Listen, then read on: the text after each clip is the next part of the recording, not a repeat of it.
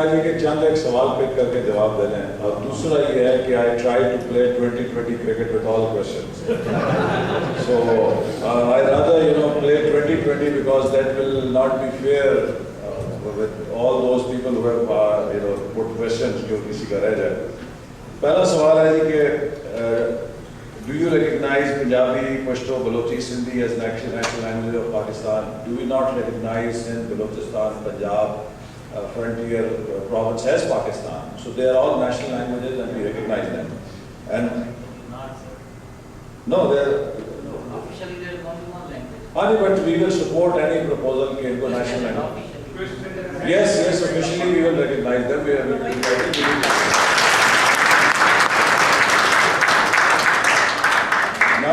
ایک سوال ہے کہ جی آپ کے جو there were several of your senior party members who were prosecuted in the last 8 years کہ یہ ججز جو ہیں انہوں نے آپ کو پہلے دیکھیں جسٹس افتخار چودھری صاحب اور دوسرے ججز کے بارے میں کہا جاتا ہے کہ پی سی او پر انہوں نے حلف کیا, اب آپ انہیں کہتے ہیں پی سی او پر حلف نہیں لیا تو یہ کیسے ٹھیک ہو گیا؟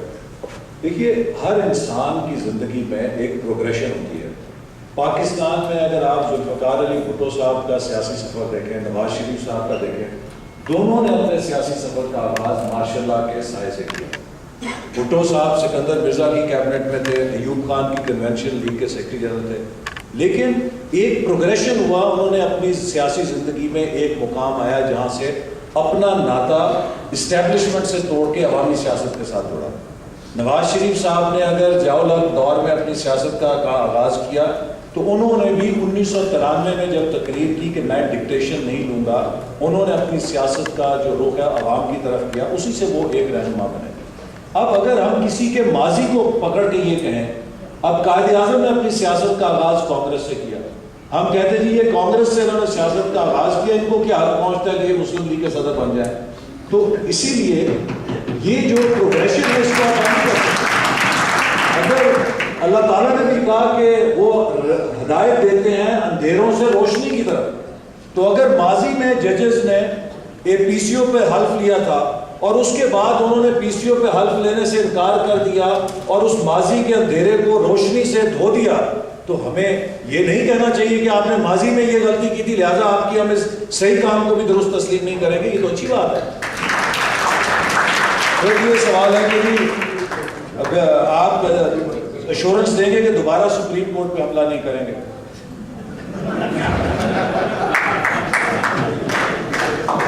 تو دیکھیے یہ جو میں آپ کو ایک مثال دیتا ہوں, یہ ہمارے یہاں انٹیلیجنس ایجنسیز کا ایک بڑا طریقہ ہے, جب حکومتوں کو گرانا ہوتا ہے تو یہ سائے آف ایکسرسائز کرتے ہیں. میں آپ کو اس کمرے میں سروے کرنا چاہوں گا, آپ میں سے کتنے لوگ یہ بات پہ یقین رکھتے ہیں کہ 28 مئی 1998 کو جب نیوکلیر ایکسپلوژن ہوا تو ہمیں پاکستان کے فارن ریزروز کی حالت کی وجہ سے ڈیفالٹ نہ کرنے پہ انہیں فریز کرنا پڑا.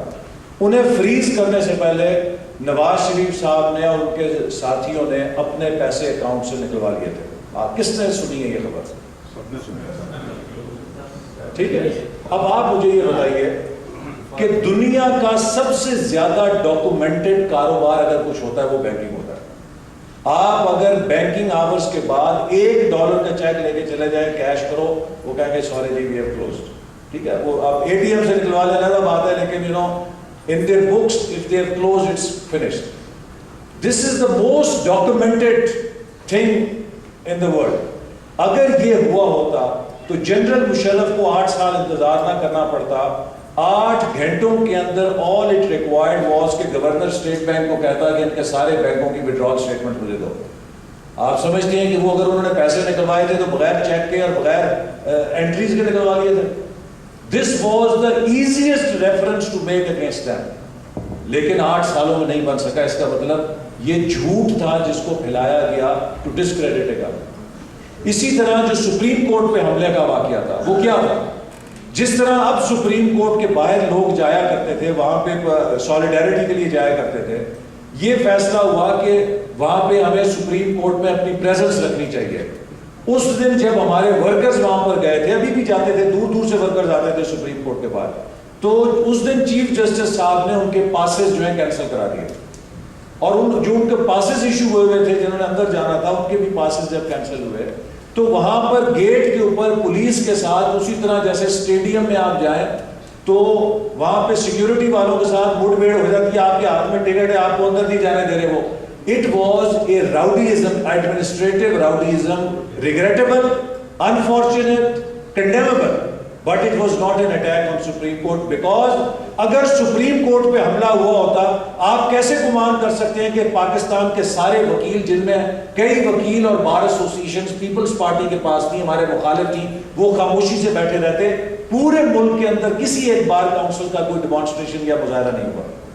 تو لہٰذا اس واقعے کو ٹویسٹ دے کے حکومت کو بدنام کرنے کے لیے استعمال کیا گیا اور یوں چسپاں کر دیا گیا کہ اب سجاد علی شاہ صاحب نے آرٹیکل لکھا ڈان اخبار کے اندر اور اس میں انہوں نے اس بات کو لکھا کہ میں نے خود ISI سے کنفرم کیا تھا کہ حکومت کا اس واقعے میں دخل نہیں تھا, عمل نہیں تھا. یہ انہوں نے ڈان اخبار میں جو آرٹیکل لکھا اس کے اندر میں نے خود پڑھا. تو regrettable incident, but it was not an attack on Supreme Court. Why? Because Nawaz Sharif became the first head of state to present himself before Supreme Court. اور میں اس دن خود سپریم کورٹ میں تھا. یہاں پہ کسی نے یہ بھی لکھا کہ آپ نے سجاد علی شاہ صاحب کی توہین کی وہاں کمرہ عدالت میں. توہین انہوں نے نہیں کی تھی, بلکہ as a matter of fact it was on the contrary. جج صاحب یہاں پر ہیں, اس دن ہم بیٹھے ہوئے تھے, کلاک کے حساب سے جو ایتھلیٹک کلاک ہے اس کے مطابق آدھے گھنٹے کی ٹی بریک ہوتی ہے بینچ کی. جس دن نواز شریف صاحب وہاں کمرہ عدالت میں تھے تقریباً 1.25 گھنٹے کی ٹی بریک لی تھی. Just to maybe whatever the reason was, but Prime Minister was sitting there. He kept sitting. He did not take it as his humiliation. So he went there and he assured the court that I hold the court in full respect اور ہم contempt نہیں کرنا چاہتے. That was an unfortunate incident, but not more than that. We hold the court in the highest respect. اور اسی لیے آپ دیکھیے کہ ہم نے اسی عدالت کی آج اس کی بالادستی کے لیے اپنی 15 وزارتوں کی قربانی دی ہے. یہاں تو ایک یونین کاؤنسل کی ممبری کسی کو مل جائے, وہ کہتا ہے میری جان چلی جائے میں ممبری نہیں چھوڑوں گا, تو یہ 15 وزارتیں چھوڑتا ہے. Kala Bagh Dam project, PMLN position of Kala Bagh Dam is if Sindh does not want it, we cannot construct it.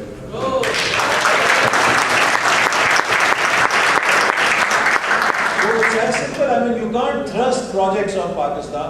کہ اگر آپ کو کسی پروجیکٹ کا اکنامک بینیفٹ ہے لیکن آپ کی یونٹی اس سے تھریٹن ہوتی ہے تو it has no relevance. So it can only be done with success. پھر سوال ہے کہ جی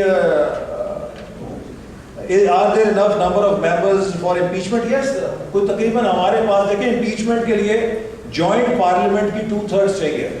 تو ہمارے پاس جوائنٹ پارلیمنٹ میں کوئی 7-8 زیادہ نمبر مطلوبہ سے ہیں, لیکن ابھی تک فیصلہ نہیں, چونکہ پولیٹیکل بل نہیں ہے.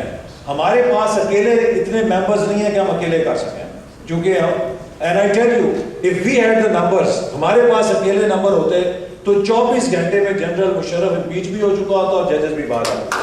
لیکن because we don't have the numbers, we are dependent on others and we are trying to constantly urge them کہ نواز شریف صاحب ہر میٹنگ میں زرداری صاحب سے یہی کہتے ہیں کہ زرداری صاحب یہ 2 مہینے کے بعد انیشیٹو آپ کا اور ہمارا ختم ہو جائے گا, پھر مشرف صاحب کے بیانات آئیں گے گرما گرم, پھر کو 2-4 چٹھیاں آئیں گی, پھر ان کا لہجہ بدلے گا, پھر ان کا انداز بدلے گا, پھر جمہوریت کے اوپر کو لڑا جائے گا. تو اس لیے جتنی جلدی you can get rid of him, it is better for democracy. Let's hope کہ we can change their heart. کوئی پھر سجاد علی شاہ صاحب کی بات ہے, وہ میں نے جواب دے دیا. سپریم کورٹ کا حملے والی بات بھی ہو گئی. Jamaat Islami got instructions from CIA to start agitation to topple PPP government, and they've always sided with army dictators including Musharraf. What is their role at present? I mean, at present, 18 تاریخ کو آپ کو پتا ہے لوگوں نے ان کا ویسے رول ختم کر دیا, انہوں نے خود اپنا رول بائیکاٹ کر کے ختم کر دیا. What is the role of United States in obstructing restoration of judiciary and PPP's reversal on judiciary? میں سمجھتا ہوں کہ یونائٹڈ اسٹیٹس کا یقیناً ایک کمٹ, انہوں نے they have been expressing their commitment for democracy, but unfortunately I have not seen a single statement in support of the judiciary's restoration, which is very surprising because اس ریاست کی بنیاد جو ہے فیڈریشن آف یونائٹڈ اسٹیٹس کی بنیاد جو ہے وہ رکھی گئی تھی रूल ऑफ लॉ के प्रिंसिपल के ऊपर। सो अगर रूल ऑफ लॉ नहीं होगा, इंडिपेंडेंस ऑफ जुडिशरी नहीं होगी, अगर आज अमेरिका का सदर सुप्रीम कोर्ट के जजों को बर्खास्त करते हैं तो यहाँ आग लग जाएगी कि नहीं लग जाएगी? तो why they fail to understand, I do not know, but I hope that they will understand. But then we have to solve our problems not by seeing what United States wants or what anybody else wants. We have to solve our problems in the light of what we want in our own national interest. And our national interest demands that those judges must come back and Musharraf should go back. And he has been defeated on 18th of February. और last question है कि would your party accept NPM in the coalition?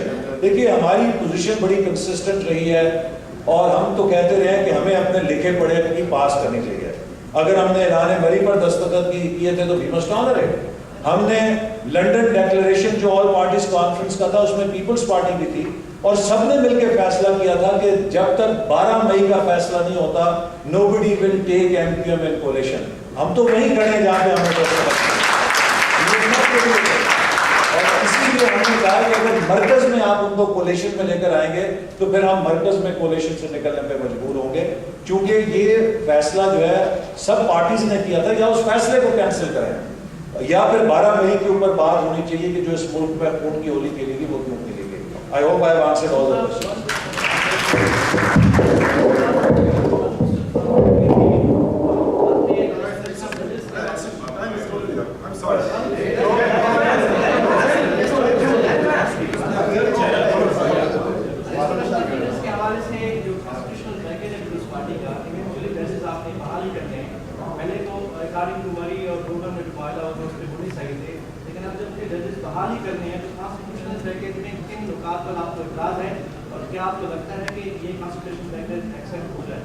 देखिए जो constitutional package है उसके 3 हिस्से हैं।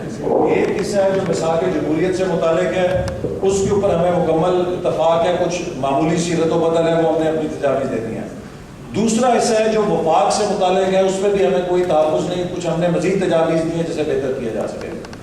तीसरा हिस्सा जो अदलिया से मुतालिक है उस पर हमें एतराज़ है, क्योंकि बुनियादी तौर पर कॉन्स्टिट्यूशनल पैकेज का जो अदालती हिस्सा है वो 2 नुकात पर मुश्तमिल है। एक तो वो जजेस की रेस्टोरेशन जो है उसको चाहता है कि वो आईनी तरमीम के जरिए हो।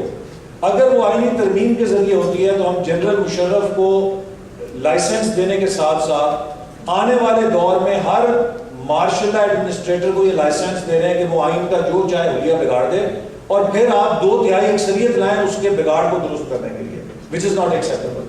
और दूसरा जो उस पर काबिल इतराज हिस्सा है वो ये है कि that is very person specific. उसमें 3 चीजें पर्सन स्पेसिफिक हैं। एक जस्टिस इफ्तिखार चौधरी के खिलाफ है कि उनको किस तरीके से उनका टेन्योर घटाया जाए। दूसरी जस्टिस जावेद इकबाल के खिलाफ है कि उनको लाइन ऑफ सीनियरिटी से किस तरह बाहर किया जाए। और तीसरी जस्टिस हबीब डोगल साहब के हमायत में कि किस तरह उनकी रिटायरमेंट एज बढ़ा के उनकी मदद की जाए। सो I think you can not do person specific amendments in the constitution, they have to be all time, because ये मार्शल लॉ की रवायत है कि वो पर्सन स्पेसिफिक अमेंडमेंट्स लेकर आता है। अगर जमहूरी दौर में आप पर्सन स्पेसिफिक अमेंडमेंट्स लेकर आएंगे, that is not good legislation and that is not good constitution making.